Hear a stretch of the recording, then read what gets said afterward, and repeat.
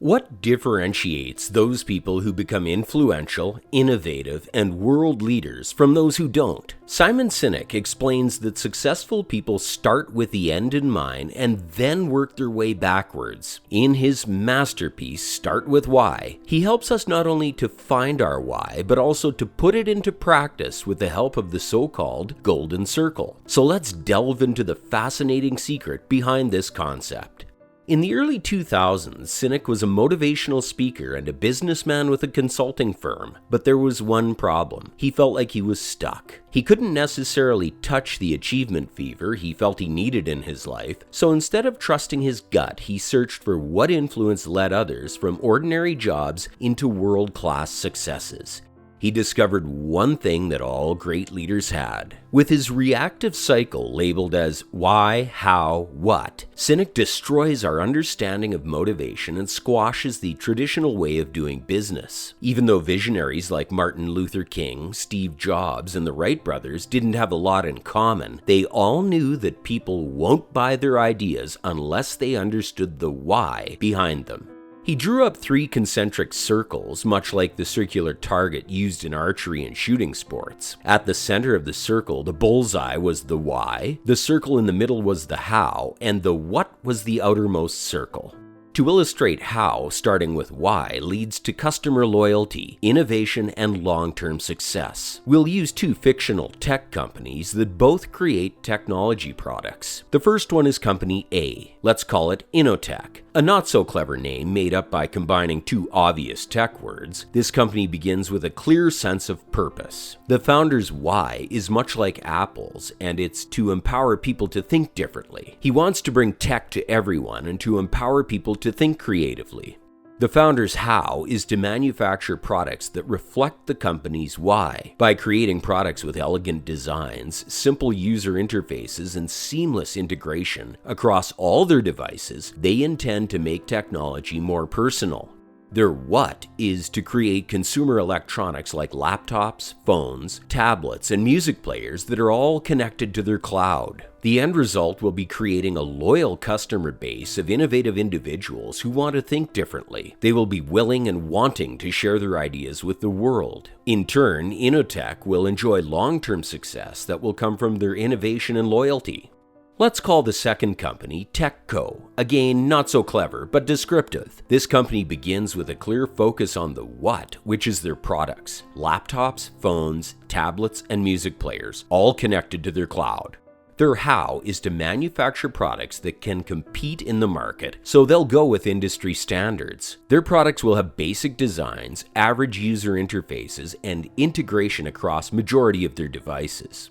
Their why is more of a guess. This company focuses on the what, but doesn't have a clear sense of purpose. One could argue that they want to make money, and their obvious approach to this is by competing on price, convenience, and maybe functionality. Company B's relationship with its customers is purely transactional. They don't focus on building a strong loyalty, rather they focus on moving as many units as possible to the market. As a result, TechCo might enjoy short-term success, but no one will be thrilled that they're about to launch a new product. In the long run, this approach will leave them in a vulnerable position as low-cost competitors unable to differentiate themselves. So it turns out that the start with why way of thinking solves quite a number of challenges. The first one is that we assume we already know everything. Businesses assume that they know why their customers love their products and what they dislike about them. Say, for instance, that we have a fast food restaurant that assumes that their customers love them for their speedy services they offer. The company will likely optimize their drive-through systems and will improve their employees' training to attenuate the waiting lines. However, it might be that customers choose this specific food chain for their commitment to using locally sourced ingredients.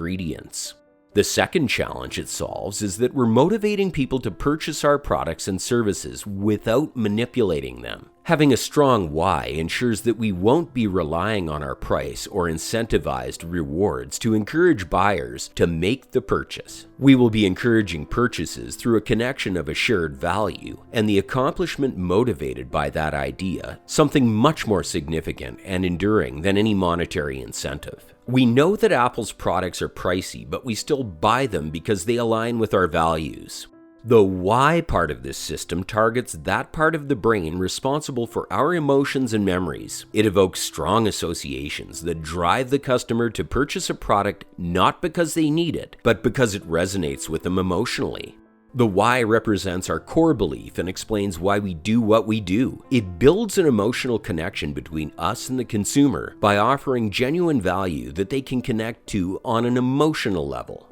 The what is the actionable part. Every company needs to know what they are selling. The how includes the different values and opportunities and taps into the rational part of the brain. It instructs how core why-driven values can be put into action to help reach our goal as an organization, which may be promoting sustainability or leaving an impact in society. In a nutshell, what is the product or service, what you do to meet your why, well, how delves into the way you communicate that idea. Now, how are cultures like the American Dream or Joie de Vivre formed? The answer lies in the power of why. If you're leading a team, an organization, or even yourself, figure out and communicate why your venture is important and believe in it yourself. This is why communication expertise, not just technical knowledge, is critical for leadership success. It's about inspiring actions that lead people towards common goals through shared purpose, rather than dictating decisions based on one person's values alone. As leaders, we should strive to build a company culture because of these reasons. First, we're creating space for innovations. Great ideas are incubated when employees have a sense of purpose and belong to something bigger. When we create a culture of belief, everyone is encouraged to come up with ideas to propel the organization forward. Steve Jobs was definitely not the one manually assembling those Macs or iPods, but he had a vision and communicated it to his team, which propelled them to take on great challenges. Secondly, by creating a culture of shared values and purpose in the workplace, we also attract power players, those who have talent, creativity, as well as experience and commitment. When they are recruited with an understanding that this venture is something that matters greatly to all involved, these individuals become engaged personally in its success.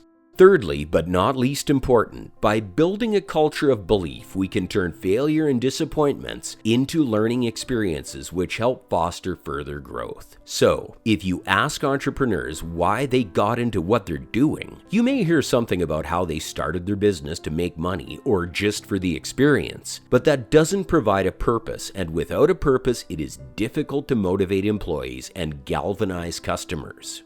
Start with Why explains how having a why, an internal purpose, can help entrepreneurs get out of simply checking items off the list or succeeding by accident, and instead create something truly meaningful that resonates with people outside the business as well as internally. By understanding what drives you and breaking it down into individual pieces, you can ask yourself questions as you grow, which help keep your business on course towards its ultimate objectives.